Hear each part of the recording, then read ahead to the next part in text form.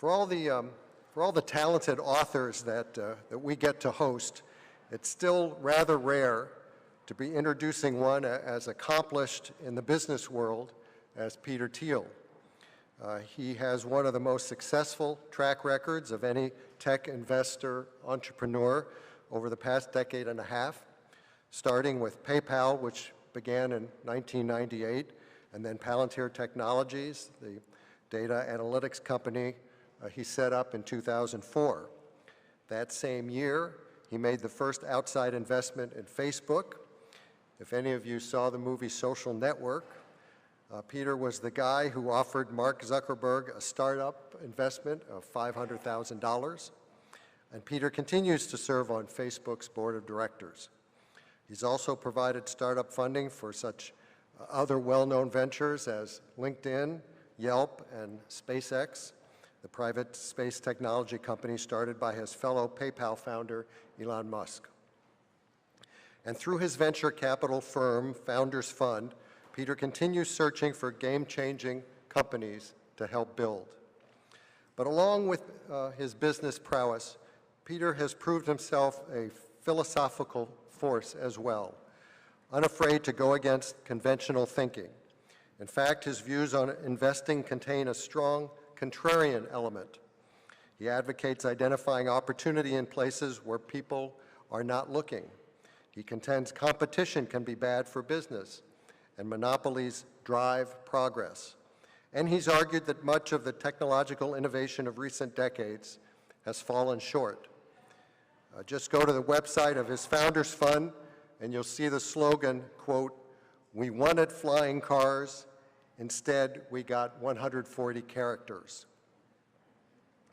Profiles of Peter often cite his support of some rather utopian projects, such as reversing human aging and experimental floating cities in the ocean beyond the reach of governments.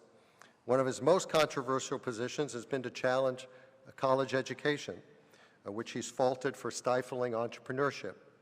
Several years ago, he started awarding fellowships to people under 20 to skip college and start companies. But despite his critical view of higher education, Peter has remained involved with his own alma mater, Stanford University. It was a computer science course he taught there in 2012 that became the genesis of his new book, 0 to 1, Notes on Startups, or How to Build a Future. Ladies and gentlemen, please join me in welcoming Peter Thiel.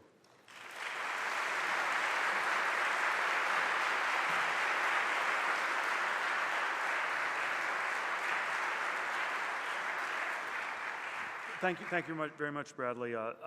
There's so many different things I'd like to cover tonight, but one of the challenges in teaching about entrepreneurship, either at a class or trying to do it in a book, is that I think it's one of these things that's extremely poorly taught, and I think there's sort of two typical ways people go about it.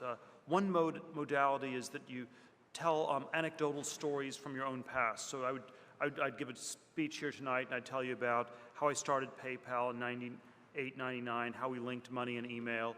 And they'd be sort of these fun war stories, but there's really not that much, I think, that people can learn from that. And then I think the other sort of approach people take in writing business books and books about entrepreneurship is to offer these pseudo-scientific formulas, where it's, okay, you follow these 5 steps, and then you'll build a successful company. And I think that also doesn't quite work. And I think both of these sort of standard business book genres, in my mind, are somewhat off because there's a sense in which every moment in business happens only once. Every moment in the history of technology happens only once. The next Bill Gates will not be building an operating system. The next Larry Page won't build a search engine. The next Mark Zuckerberg won't be building a social network. And so if you're copying these guys, in some sense, you're not learning from them. And this is sort of the point of departure of the book 0 to 1. It's 0 to 1 are doing things that have not been done before. They're breakthrough technologies, breakthrough companies of one sort or another, where there's no precise pattern that's existed in the past. And so the question is, what can one actually systematically say about these sorts of businesses?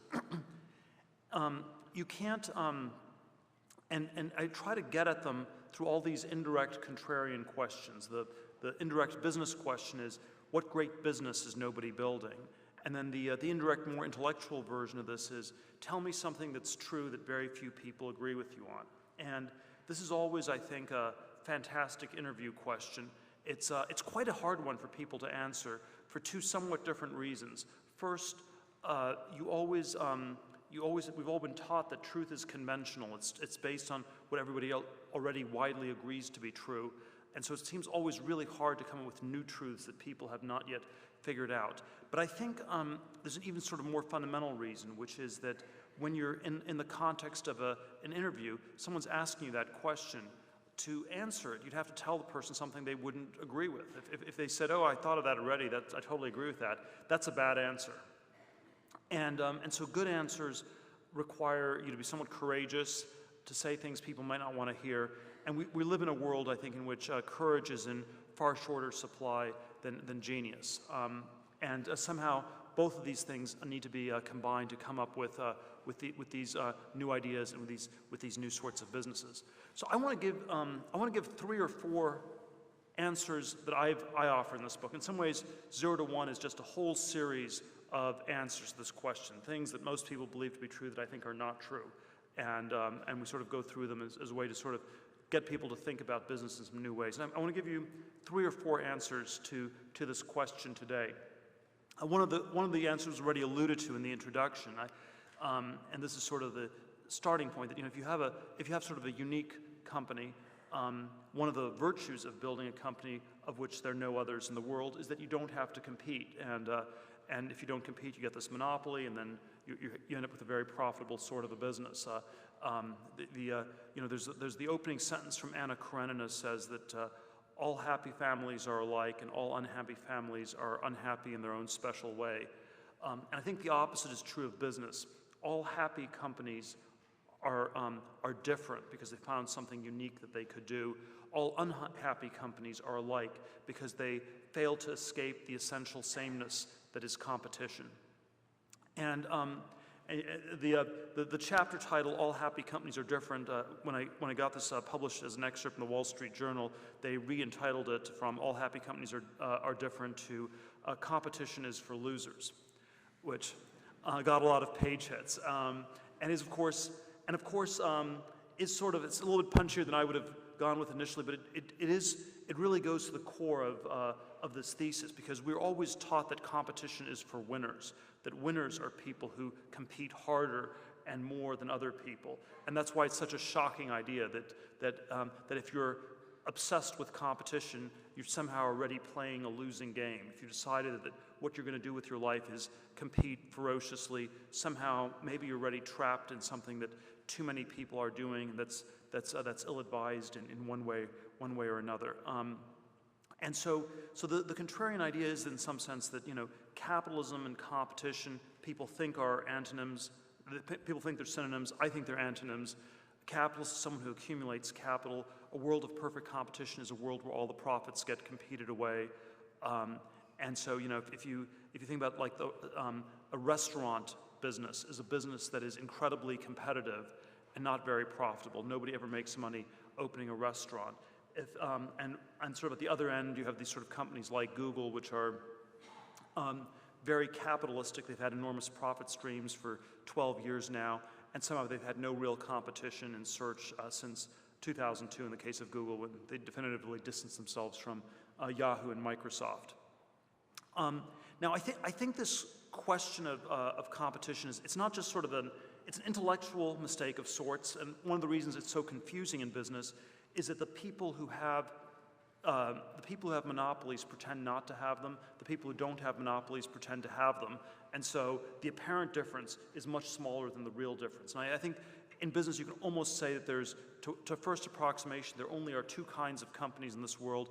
There are companies that are in ferocious competition and no one makes any money, and there are companies that are monopolies that do very well. And the distortion that's involved is that if you have a monopoly, you will always talk about being in an incredibly much bigger market than you're really in. So if you're a company like Google, you will say that you're in the technology industry and you're competing with Android on cell phones, and you're competing with Facebook and Amazon and Microsoft, and it's just incredible. You're in this technology space and you're competing with car companies, and it's incredibly competitive everywhere.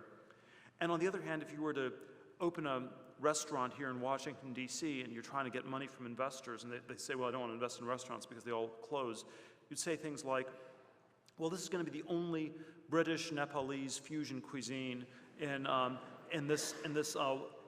Southeast D.C., wherever you choose to locate it, and you sort of artificially narrow it in this, again, somewhat fictitious way. And so I think this question is very obscured, and it's one people underestimate tremendously. But I think there's also, it's not just sort of this intellectual failure that we don't understand, but it's also this psychological or ideological system where we're sort of trained to compete. This is what we're trained to do from K through 16. We're tracked in all these different ways.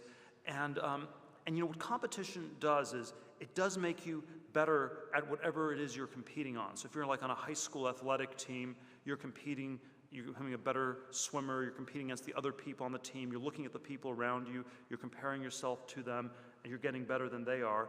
But you often lose sight of things that are more important or more valuable. And I think that's always this very subtle trade-off that happens in these competitive dynamics. There was this classic line Henry Kissinger had at Harvard, where the battles in academia are so ferocious because the stakes are so small. And this sounds like a formula for insanity, sort of describing all his fellow professors at Harvard, and they're sort of collectively insane. Why are they fighting so intensely if the stakes are so small? And on one level, it's a description of insanity. On another level, though, it just comes from the logic of the situation. If the stakes are small because people can't differentiate themselves, then you have to fight even harder, and you sort of get into that sort of an equilibrium. And so I think it's always worth thinking really hard about how to break free from this sort of competition. A second somewhat related idea to this idea that we should try to find ways to escape from competition is that there actually are many things that can be done.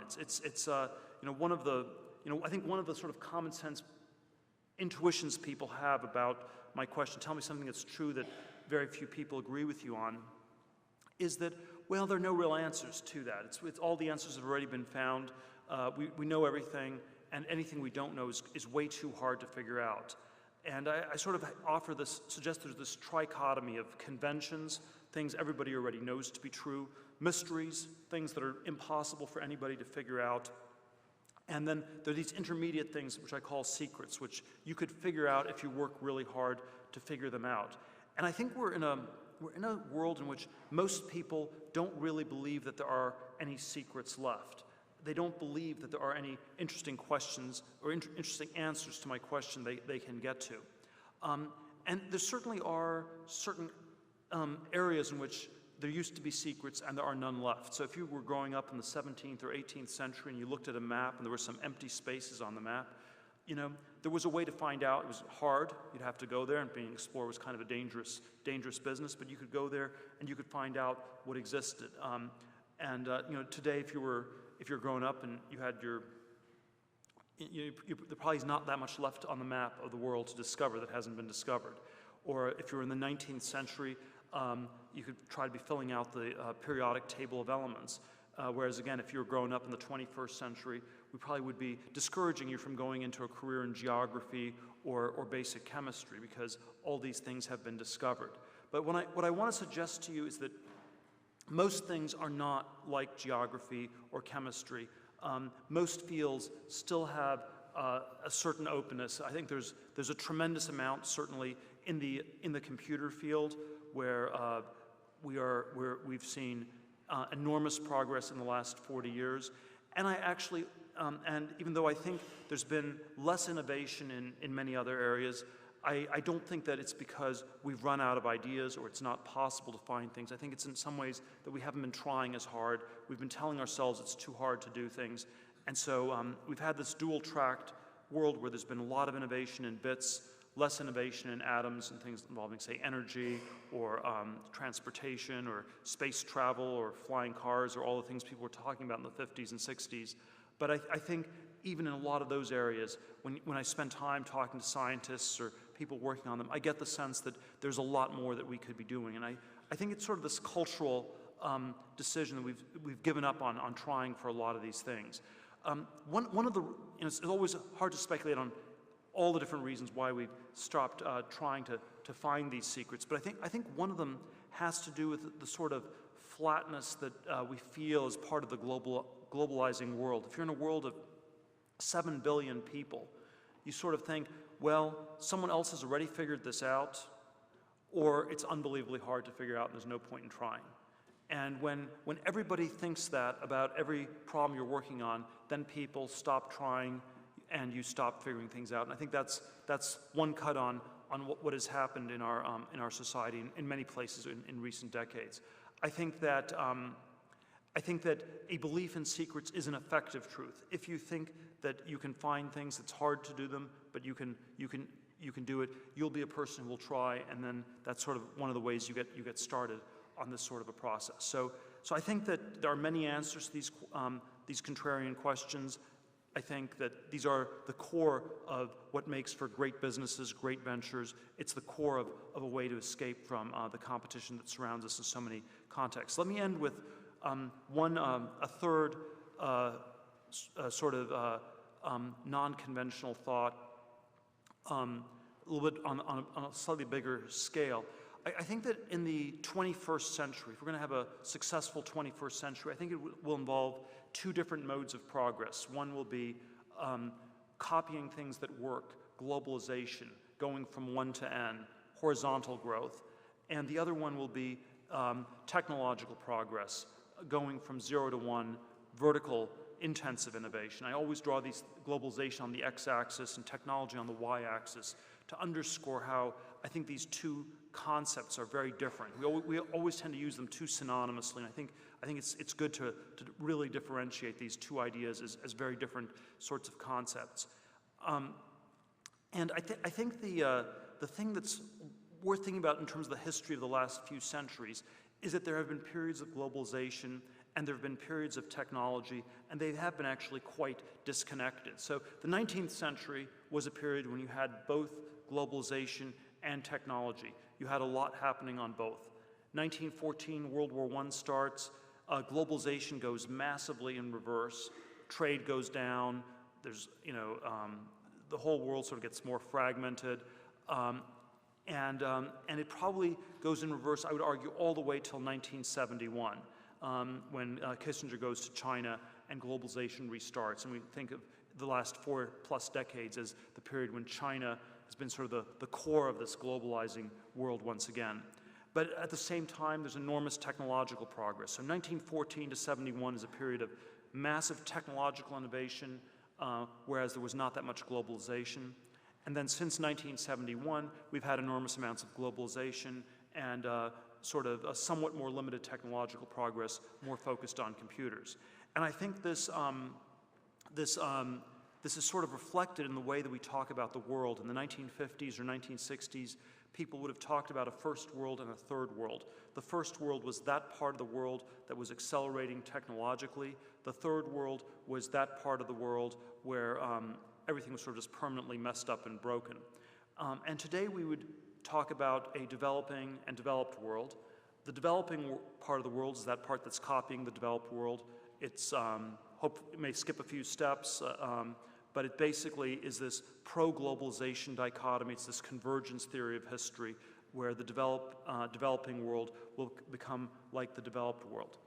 But while this is a pro-globalization dichotomy, it's also an anti-technology one, because when we say that we are living in the developed world, we are implicitly saying that we're living in the part of the world where nothing new is going to happen, where it's done, it's finished, it's static, it's going to be stagnant. The younger generation should expect less than the generation that came before. And I think that's an intuition that we should resist extremely strenuously. I think that for people in the United States, for people in Western Europe, Japan, throughout the developed world. I think the question of technology is far more important than the question of globalization, and I think we should not so readily accept this label that we're living in the developed world. And so I think the sort of contrarian counter question that I think we should always come back to is, how can we go about developing the developed world? Thank you very much.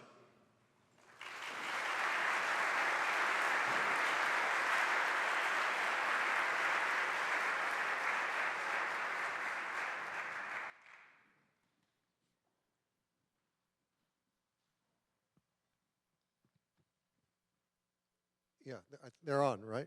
Okay. So we're going to take questions now, and there's a microphone there and a microphone there, and if you'll just make your way to one or the other, that'll be great. But while we're waiting for that, let me just ask the first question, Peter. I mean, I'm sure a lot of people are going to pick up your book and read it and get very excited and want to go out and become entrepreneurs. Does the world need a lot more entrepreneurs? I think the world needs more entrepreneurs that are doing building great companies. So I think that we don't necessarily need a 4th online pet food company or a 10th thin film solar panel company, but certainly there's always room for more innovation.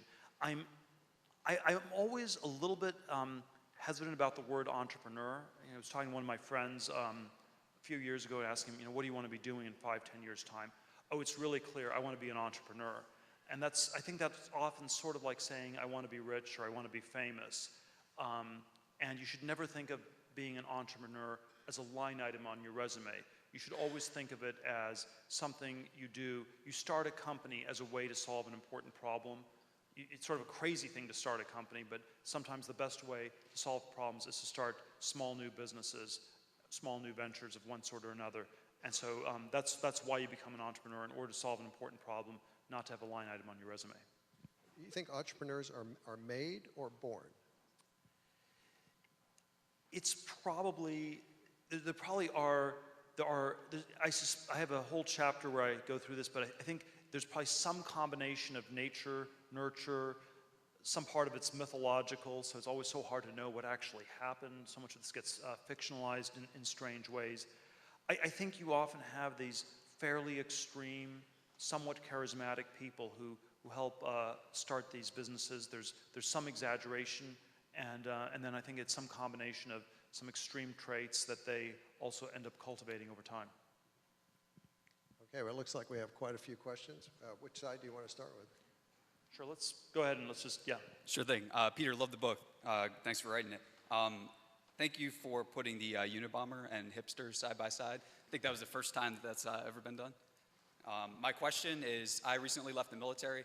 So many military members who have recently left cite either iatrogenics or the unintended consequences of combating terrorism conventionally with Palantir and initiatives like that that fight terrorism through data and preempt strikes before they happen. What would you say to military members who maybe want to join Palantir or a company like that? Rather than traditional college degrees, what type of credential would you advocate for them? A body of work? I'm always hard to pressed to give very precise answer on this, but I think on the case of Palantir, it would be you should talk to me after the event. So sure. Talk to me after the event as far as Palantir goes.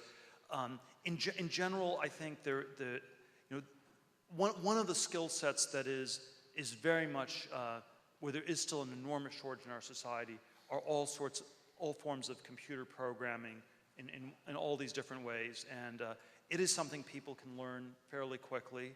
I think you can get to a level where you can get a reasonably well-paying job in 3 or 4 months. Sure. And so I think this is sort of a very general thing that people can be doing. Yeah, absolutely. Thanks.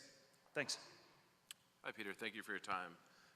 My name is David Berger. I'm the founder of the Digital Currency Council, which is training lawyers, accountants, and financial advisors on Bitcoin and other digital currencies. I read today the news of PayPal's new partnership with some of the payment platforms, Coinbase and BitPay, and I guess I wanted to flip your interview question on its head and ask, what's a truth about Bitcoin that you think that others haven't realized yet? Well, let's see. I'm not sure how widely realized this is or not, but I sort of think of Bitcoin as the mirror image of what we try to do at PayPal. So PayPal, we actually had this slogan, we're going to create the new world currency. We were very interested in all these cryptocurrency systems. We never really quite succeeded in building it, but we built a great payment system. And I think Bitcoin has succeeded in building a new currency, at least on the level of speculation.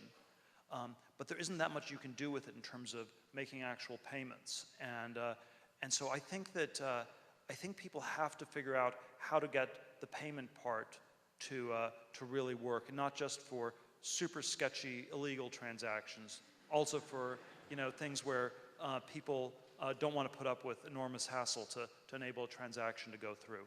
And so I think that's a critical thing that has to happen in the Bitcoin space. Thank you. Hi, thank you for the analogy on chemistry and geography. I understand the analogy, but please choose another discipline besides chemistry. As a chemist, I need to tell you that there's a lot of amazing things that have been happening and will be happening. and frankly, it's a little bit like at the end of the 1800s, the early 1900s, they said, well, everything that can be discovered in physics has been discovered. Yeah, I think I said basic chemistry. I wanted to You did say basic chemistry. So I wanted to, I intentionally put that adjective in there. I understand, but it is exactly that hopeful attitude that you expressed about how you can do great things that still brings people to great discoveries in chemistry and brings them Nobel Prizes. So thank you. Awesome.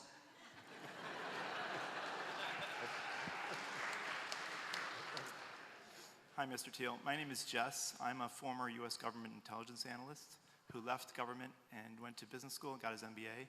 And I've since launched 2 social networks. I know your feeling about social network ventures from a recent Fortune article. Anyway, one of the ventures connects professionals for networking during workday breaks, and the other one helps professionals learn how to acquire federal clearances based on shared learnings.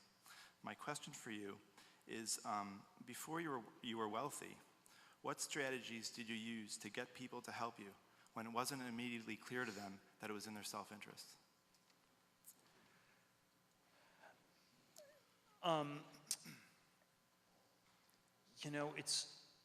don't know if I had a great answer to that. I mean, I think that the thing that I think it's always a mistake to think of these things as too tactical, where everything is just transactional, and it's a question of how do you, what buttons do you push to get someone to help you? What buttons do you need to push to get someone to write a check or to do whatever you're trying to get people to do? I think the part that I think is always very underrated in our society is building long-term relationships. And one of the things that worked out at PayPal was that we built all these great friendships. And one of the ideas we had when we started PayPal, when none of us were wealthy, was that we wanted to build fantastic friendships among the people inside the company, so that even if it didn't work, the friendships would persist and we'd work together on other things in the future. And I think that sort of a perspective is important. So I think it's always important to somehow find ways to work with people that make sense. It's important to have real relationships. I prefer friendships over networking. I always think networking is sort of is kind of a bad business idea. If you one of the prehistory questions I always like to ask companies when they're pitching me is, what was the prehistory of the people involved? And where did you meet? And if it was like, well, we just met at a networking event where we both wanted to be entrepreneurs a week ago, and we decided to start a company, that's normally a bad sign. It's like we met at the slot machines in Las Vegas and we decided to get married, and you might hit the jackpot, but it's generally a bad idea. And I think the better prehistory is one where there are you've been friends, you've been working together for a long time, and then you build up from there. Thank you. Hi, thanks for coming. So investor Howard Marks talks about contrarianism in terms of thinking differently and better. So how would you advise us to think better as well as differently? Well, it's certainly but I want to really underscore the emphasis here is not on being contrarian for its own sake or just being disagreeable or difficult. So it's always what is true that nobody agrees with you on, or what great business is nobody else building. So these are very very important qualifiers to it. It's I don't, you know, it is one of these things that's very oddly much easier said than done. You know, it's already in the time of Shakespeare, the word ape meant both primate and to imitate. So there is something about us where we are always incredibly influenced by the people around us and easily co-opted. There's this very strange phenomenon in Silicon Valley where so many of the successful founders seem to be suffering from a mild form of Asperger's or something like that. And I've often thought that this really should be turned around as a critique of our society. What sort of a society is it where all of the people who are socially well adapted are sort of discouraged from any heterodox great ideas they have through all the subtle social cues they pick up? Oh, that's too weird. That's kind of strange. No, you probably shouldn't do that. And they're sort of discouraged before their ideas are even fully formed. And so I think that's sort of we have to sort of be aware that that's the challenge that we're constantly up against. I think one good way to get at sort of unconventional truths is to just be very passionate about some substantive area. You know, so at PayPal, I was very interested in the cryptocurrency piece. We didn't succeed in building a new currency, but it was a way to sort of really push our thinking, and it helped inform us in ways that we were then able to actually build a much better payment system. And so I think you always want to have something where you're focused on something that's different from just comparing yourself to the people around you. Good evening. My name is Jeff Klopp. I'm Director of Business Development for StarCore Nuclear. We're developing a small modular reactor, inherently safe according to the IAEA, and it's for distribution around the world, not for on-grid markets. So my question is a simple one. Would you be interested in discussing financing something like this? And how can I get this in front of you? You know, this has just turned into an episode of Shark Tank. How much would it take? So let's see. So we have actually invested in a few different nuclear companies. So I know Leslie. We are very we're very nervous about all the regulatory hurdles that exist, but I actually do think there's some interesting things that can be done from a technology perspective, and it's an area that's very underexplored. So my generic answer, and this is both partially an attempt to avoid getting mobbed in sort of an insane way here, but my generic answer is find somebody that I trust, have them give a recommendation, and then we'll follow up. Could you give us a list of people that we could, no, neighbors, friends, colleagues? Leslie? Someone I trust enough that I'll do it. Okay. I don't want to give a list out, but all right. Okay. It's worth a shot, right? No. It never hurts to ask. Thank you. Tim Rockwood, documentary filmmaker. I'm making a film called Money Talks about money and politics. I was filming your friend, Harvard professor Larry Lessig over the last weekend. I salute you for contributing to his May Day Super PAC about disrupting the way campaigns are financed. Simple question, why did you step up, and bless you for doing so, for making that contribution to the May Day Super PAC? Well, I always have this somewhat schizophrenic view on what to do about politics. I think it's very important, and then I think it's also very broken. So this is probably something I believe that's conventional and true, and probably actually important, that a lot of people would agree with, that our political system is quite broken. And so I always go back and forth on, is it worth trying to fix things? Should you just ignore it and go ahead? And I've known Professor Lessig for a long time. I think it's somewhat of a long shot, but I think it's worth trying to come up with some new creative ways to reduce the influence of special interests in our political system. And I end up spending most of my time focused on technology in Silicon Valley because that's where I feel I have the ability to do things. But I do think so I always have this odd sense about DC that somehow it's very important what's going on here, and it's endlessly frustrating. Thank you. Agreed. Good evening, Peter. My name is Dustin Cantor, and my question's around dreaming versus doing. And it's pulled from Hartley Peavey's been running his business for 50 years, wanted to be a rock star, realized he couldn't do it, so he started making speakers so he could stay around the rock star community, one of the most successful music electronics business in the world.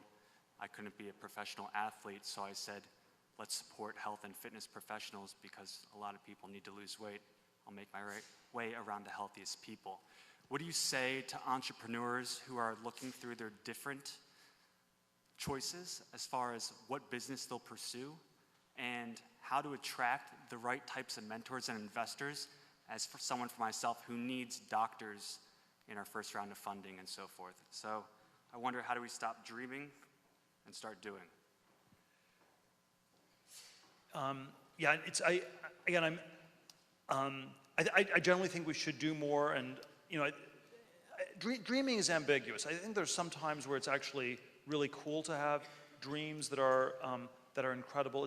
It's what's the place where I agree with you that dreaming is overdone. Dreaming is bad, I think, when you dream of doing things that lots of other people are doing. So I'll again go back to my competition thing. It's actually, I think it's really cool to have a dream of a very different, better world that no one has thought of before. And maybe you have to first dream of that before you do it. But I think what's happened so often is that people have these dreams that are just super conventional. So there are 20,000 people a year who move to Los Angeles to become movie stars. Maybe 20 of them make it. And so I think there's something dynamic about it, but there's something also a little bit crazy about that. And so that's the nuance I would have, but definitely agree with it. All right, thanks. Thank you.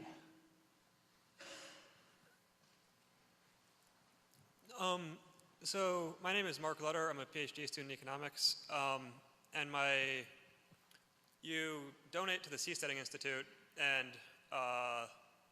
also there's a project going on in Honduras, the ZED, Zona de Empleo y Desarrollo Económico, formerly known as charter cities, and I was wondering how social technology fits in your framework of sort of technology versus 0 to 1 versus competition.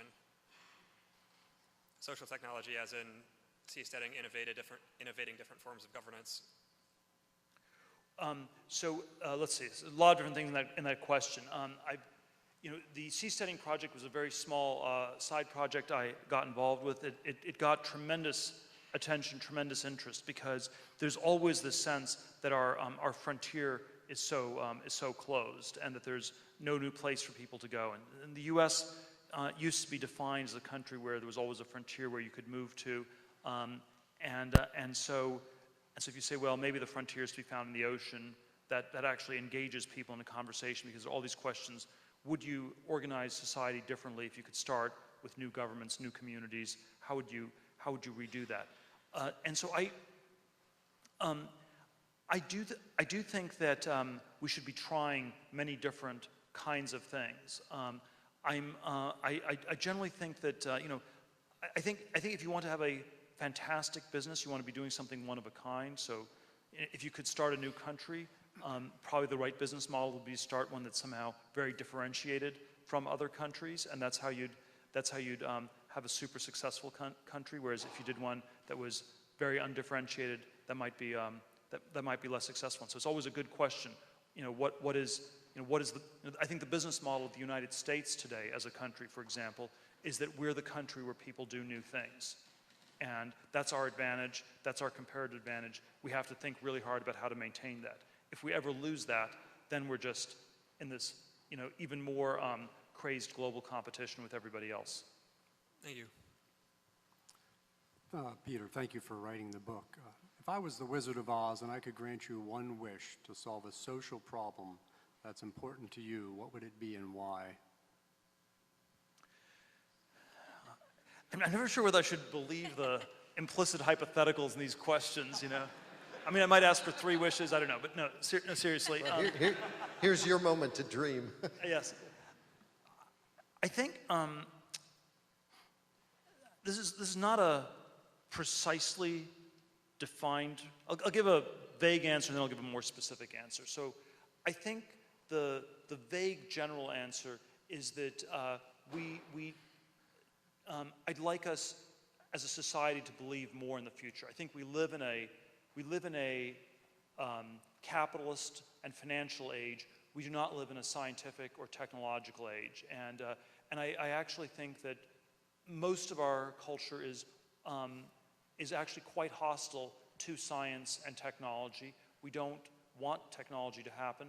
And the easy way to illustrate how hostile our society is to just look at all the science fiction movies. They all show technology that doesn't work, that kills people, that's destructive. And the future looks like maybe it's Terminator, maybe it's Avatar, maybe it's Elysium, maybe it's The Matrix. I saw the Gravity movie recently. You know, you're really happy to be back on a muddy island somewhere. And so we've come to believe that the future is something to be feared. And so you end up with a very conservative bias in the sense of not wanting anything to change. People would rather live in a Victorian house than in a Jetsons type place. And so I think if there would be some way you could do this and get us to shift our thinking back to the future, that would be a tremendous cultural change. And I think there are all these very specific things specific problems I could mention. You know, it's 1 out of 3 people at age 85 has dementia. We should have a war on Alzheimer's, and we should cure that. And you know, maybe it's not curable. I think it is curable. I think it's reversible or preventable. But we should at least try really hard. You know, we should at least figure out why it's impossible to cure. And there's some sort of a decline. You know, we had a war on cancer in 1970. It turned out to be harder than people thought. But we shouldn't give up on trying to do things like that. Amy Wilkinson. I'm with Harvard and the Woodrow Wilson Center. You're a contrarian that's known to be right most of the time. I'm curious if you can give an example of being a contrarian when you were wrong, or more generally the guardrails that you put around that kind of thinking so that you pursue ideas that matter. You spend your time around things that are not just unique and fresh and different, but actually will make the world more interesting and better. Well, I think there are many instances where I've been wrong in all sorts of different ways. I think that it's always a bit hard to know. It's always a bit hard to know exactly how to calibrate. At what point should you give up on trying something really different? At what point do you get feedback that it's not working, or are you just on the cusp of it getting to work? So this is like a very important problem. And I think the sort of the math analogy I give is like the airport luggage problem, where the probability that the luggage shows up goes up and up and up every second, and then all of a sudden it drops off and you know it's not coming at all.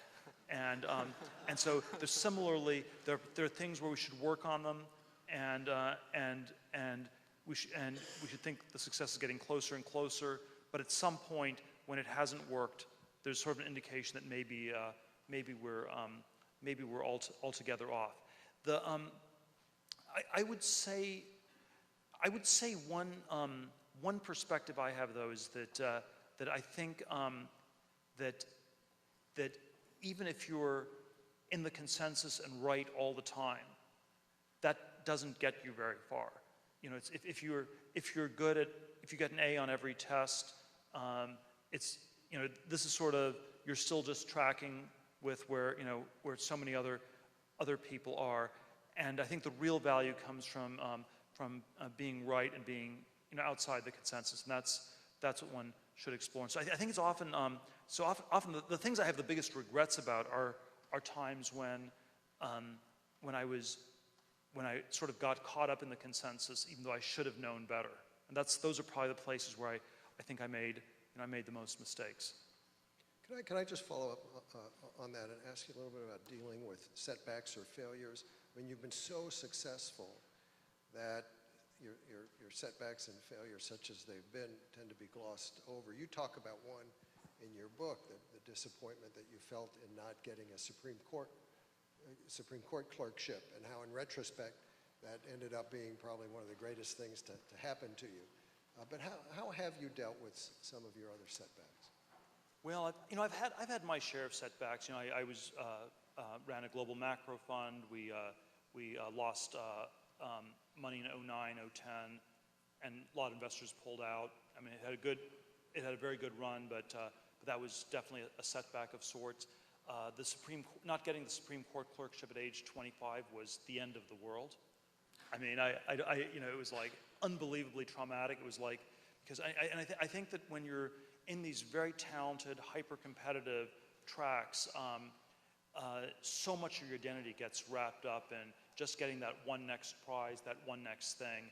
And so, when you get it, it's never enough. But when you don't get it, it's always really devastating.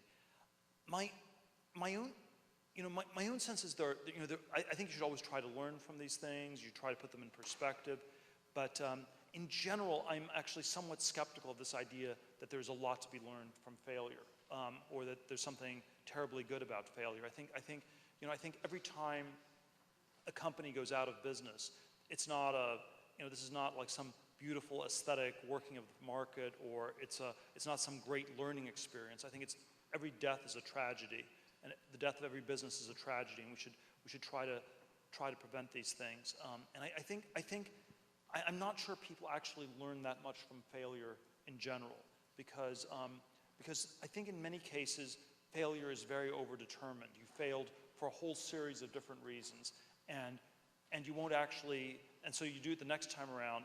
You failed for 5 separate reasons. You understand you failed for reason number 1, you worked with the wrong people, you work with some different people, but then you have, the wrong business strategy or something. So I think people don't learn that much from failure, and it's one of these. That's one of the conventional wisdom things I always push back on a lot.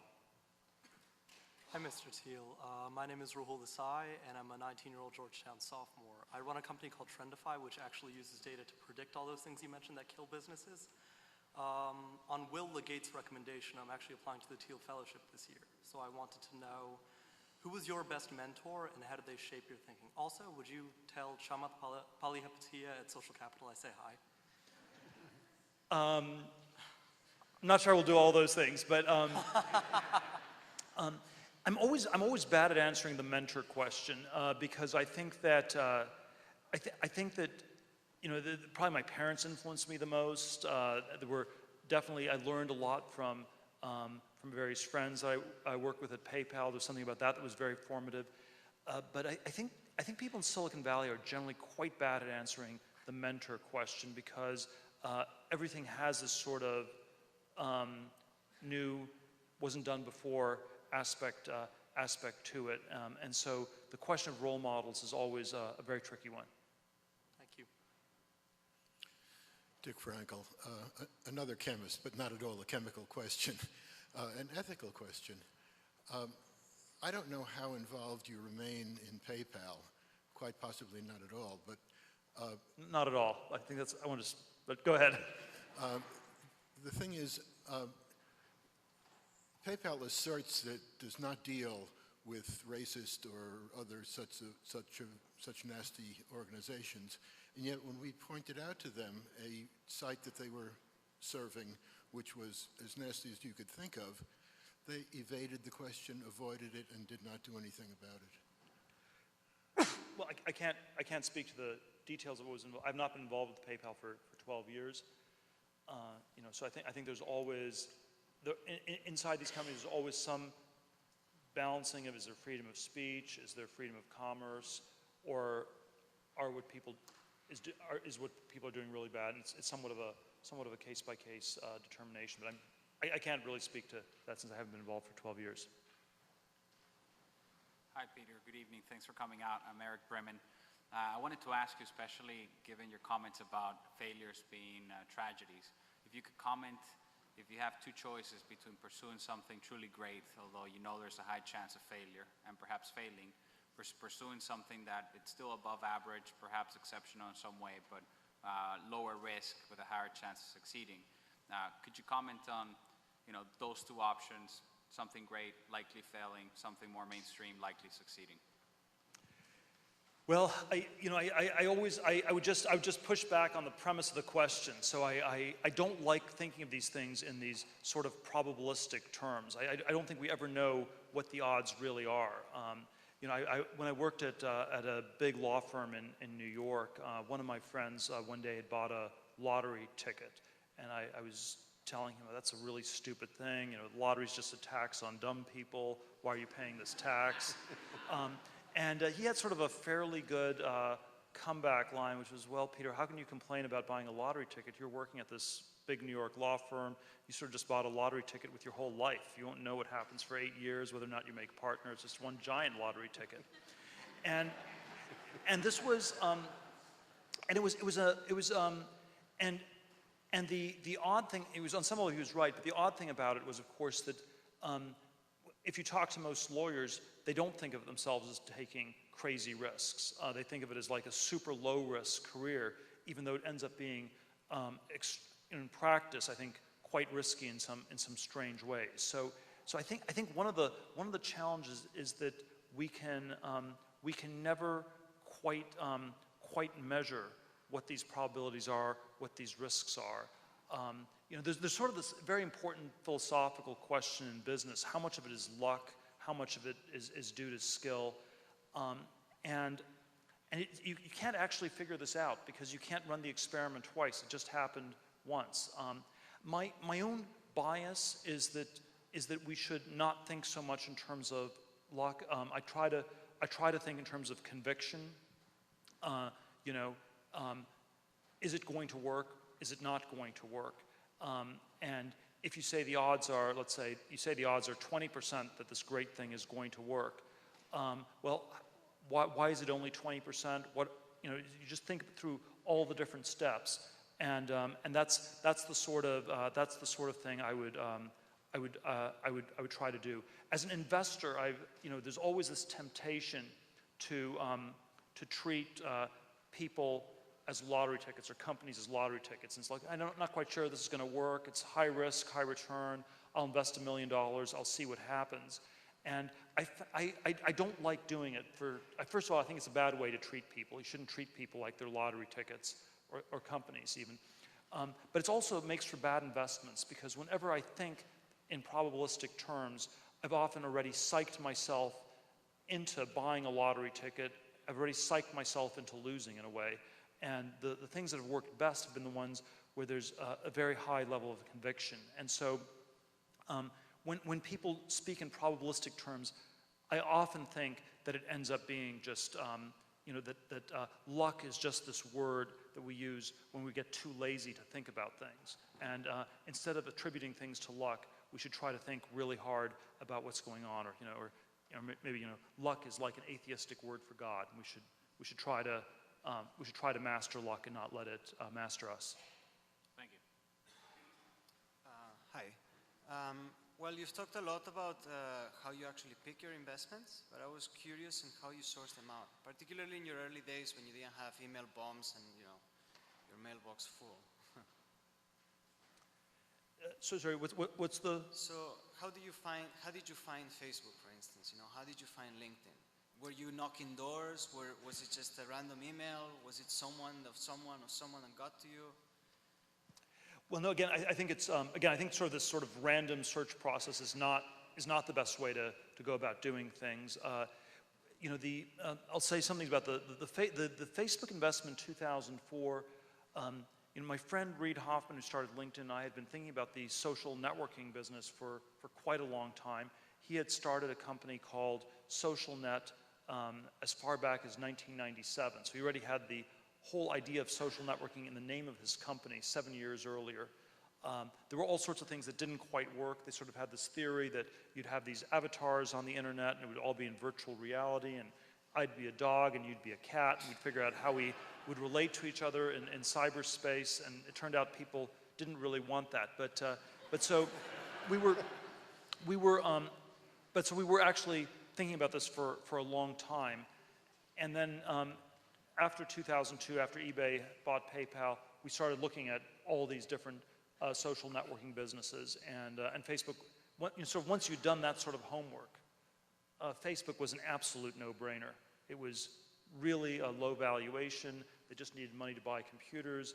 I think there were some really weird blind spots other people had, It's still a very strange question in my mind why nobody in Boston invested between February of '04 when it got started at Harvard and August of '04 when I met them in Palo Alto. They were out there for the summer. I'm glad that the investors there had a blind spot, but on some level it was really a no-brainer. I didn't realize it was going to be as big as it was.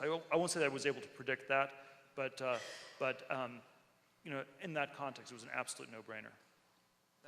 So your scene in The Social Network, I think, lasted about 30 seconds or something. But what did you think of the portrayal by Wallace Langham of you?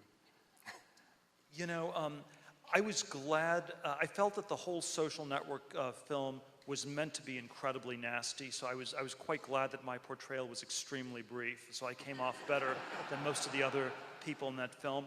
We had a Facebook board discussion in May of 2010, a few months before the film came out, and it was about how terrible this film was going to be. We had a board dinner, and then we had a discussion at the next meeting. We canceled the regular agenda, so we spent 8 hours, dinner, and the whole next day sort of worrying about how terrible this movie was going to be. It was going to destroy Zuckerberg's reputation. It was, you know, maybe we could have sabotaged it if we had been really clever 2 years earlier and threatened to defund them, but no one was on the ball. So it was all these sort of crazy postmortems people went through.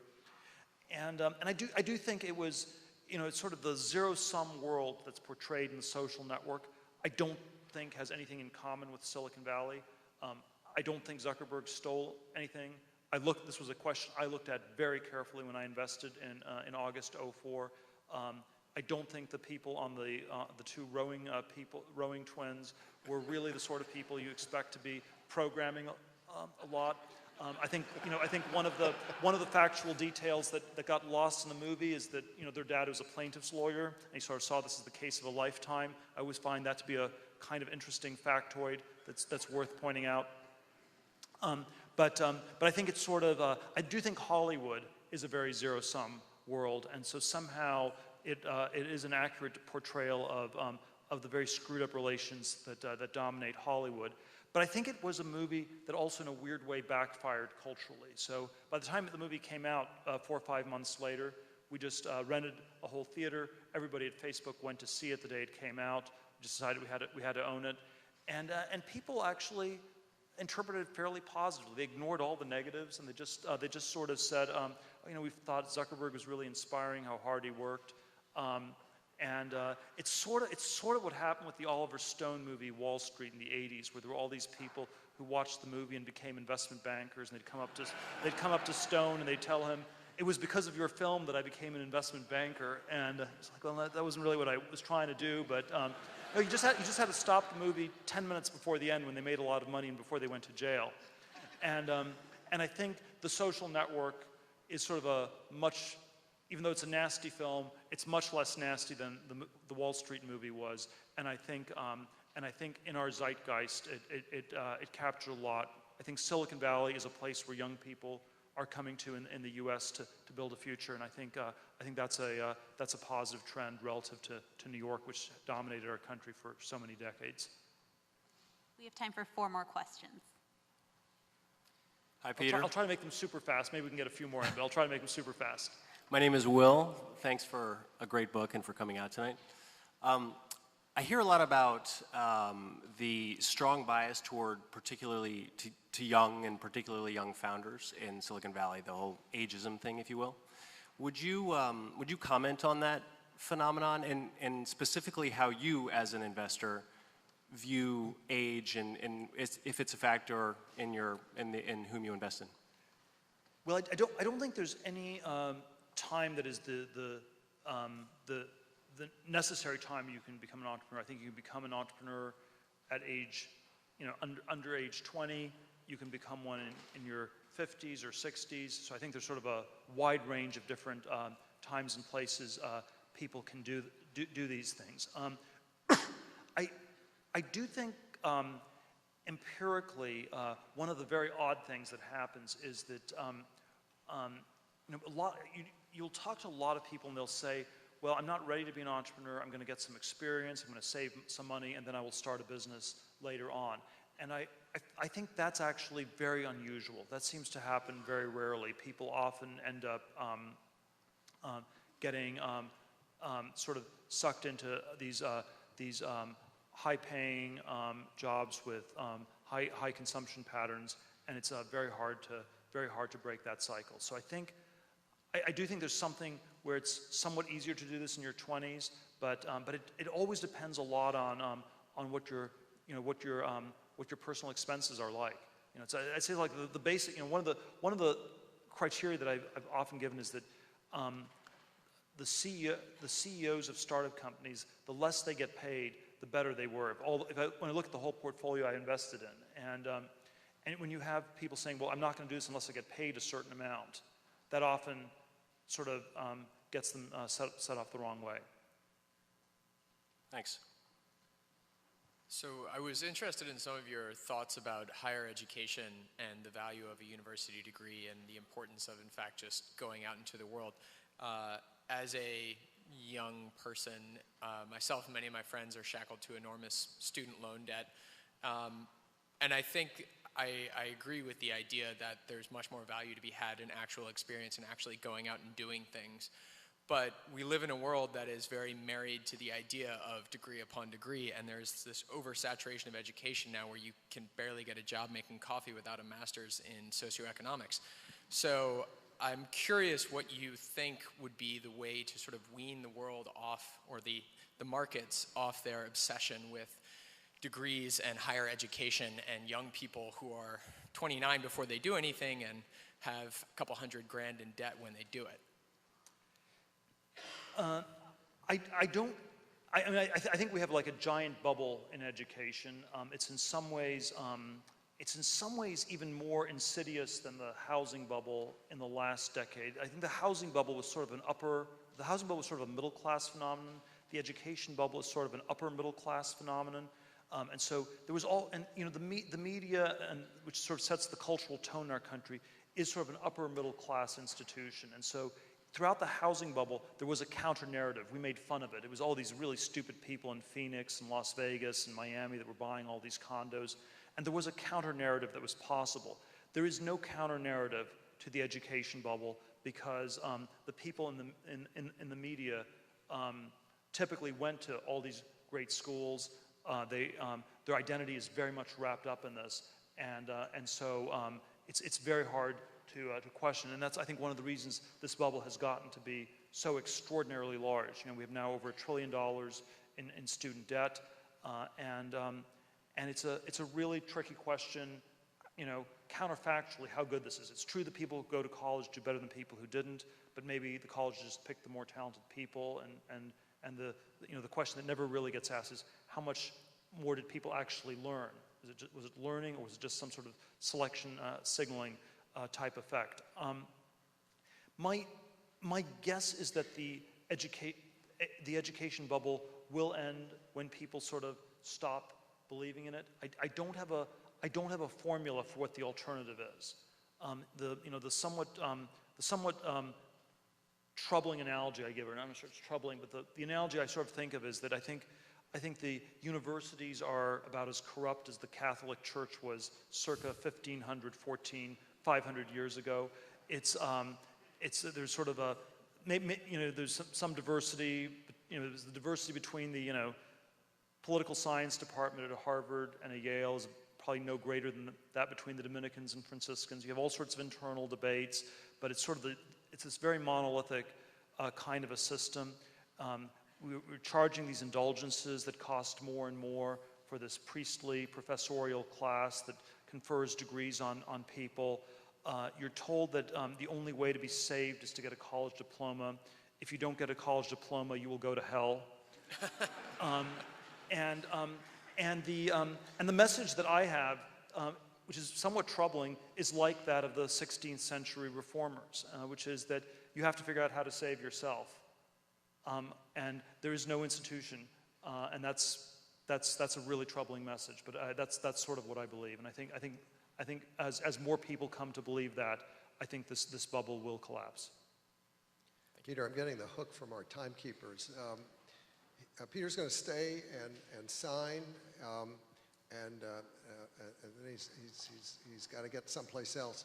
So I'm sorry to have to end the questioning here. You've given us a great deal to think about. I think we've gone from 0 to 1 plus just in this conversation, and thank you so much for coming. Thanks for having me. Thank you.